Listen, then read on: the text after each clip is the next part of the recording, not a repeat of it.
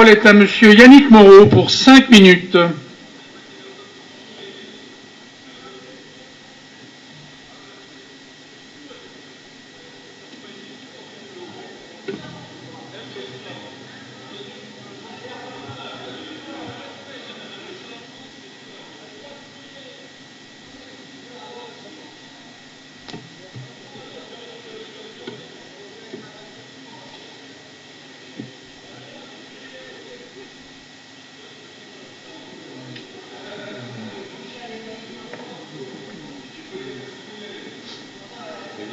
Je vous en prie, bien sûr. Monsieur le Président, Monsieur le rapporteur général, Messieurs les ministres, chers collègues.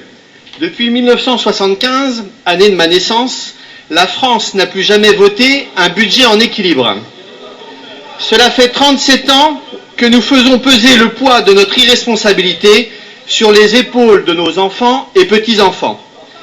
Cela fait 37 ans que l'État français se comporte comme aucune famille, aucune collectivité, aucune entreprise ne pourrait se comporter. La réalité se rappelle durement à nous aujourd'hui.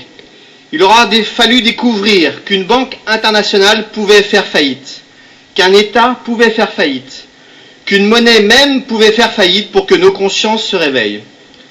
Au moment où notre dette atteint des profondeurs abyssales, au moment où la crise internationale née des excès du libre-échangisme et de la spéculation financière mondiale se fait durement ressentir, notre pays, nos compatriotes, ont pourtant plus que jamais besoin de l'aide de l'État.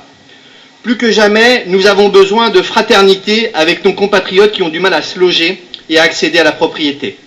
De solidarité entre les générations pour prendre dignement en charge la dépendance de nos aînés.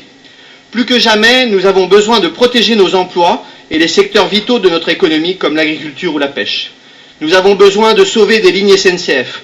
Nous avons besoin de trains, de logements publics, de formations professionnelles adaptées, de lignes fluviales et maritimes, de soutien à la recherche, d'encouragement à la transition énergétique et à la mobilité écologique. Plus que jamais, nous avons besoin de libérer les énergies créatrices d'emplois dans notre pays. Mais comment pourrions-nous financer toutes ces mesures d'utilité publique si nos caisses restent vides? La seule voie qui s'offre à nous est celle de l'effort et du redressement urgent de nos finances publiques. C'est la mère de toutes les réformes. Ce doit être, mes chers collègues, notre priorité absolue. Malheureusement, ça n'est pas le chemin que nous propose le gouvernement. La seule perspective qui nous est ouverte par la majorité présidentielle se résume ainsi: taxer plus pour dépenser plus. Se dessine à l'horizon une avalanche d'impôts nouveaux qui va finir d'ensevelir les ménages essoufflés et les entreprises exsangues. 7 milliards d'impôts supplémentaires cette année, à peine plus d'1 milliard d'économies volantes non identifiées. Le choix de cette voie n'est pourtant pas une fatalité.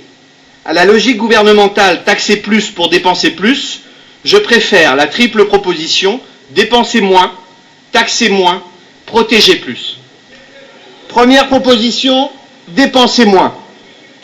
Aucune famille, aucune entreprise, aucune collectivité ne peut dépenser plus qu'elle n'a. Il doit en être de même pour l'État. Ne nous contentons pas de reconduire d'année en année des budgets actualisés. Ne nous contentons pas de faciliter les groupements de commandes entre les services de l'État ou entre collectivités. Encourageons ces regroupements au niveau local, rendons-les obligatoires au niveau des administrations centrales.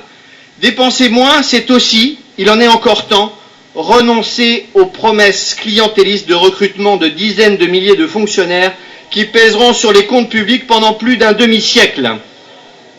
Deuxième proposition, taxer moins. Il est urgent de ne pas adopter les mesures confiscatoires que nous proposera bientôt le gouvernement. À l'inverse, allégeons le fardeau fiscal qui pèse sur les Français. Allégeons les charges qui plombent nos entreprises. Donnons ainsi aux Français plus de pouvoir d'achat pour relancer la consommation et plus de compétitivité à nos entreprises. Troisième proposition, protéger plus. Introduisons une clause de préférence géographique qui incitera fortement au patriotisme économique de nos achats publics. Les dépenses publiques financées par les Français doivent prioritairement bénéficier aux entreprises et donc aux emplois français. Il faut également favoriser le développement des PME au sein d'une Europe bienveillante, à l'extérieur de laquelle nous devons dresser des taxes protectrices de nos entreprises, de nos savoir-faire et de nos emplois. Monsieur le Président, Monsieur le rapporteur général, Messieurs les ministres, mes chers collègues, les efforts commencent ici. dans la gestion responsable des dépenses publiques. Si nous devons solliciter de nos concitoyens et des forces vives de ce pays un effort significatif, alors ayons le courage et la fierté de commencer par le commencement, c'est-à-dire par rechercher de vastes économies sur le fonctionnement et les dépenses courantes de l'État. Voilà notre priorité budgétaire pour tourner notre économie et notre pays vers l'avenir. Merci, cher collègue. La parole est à Monsieur Jean-François.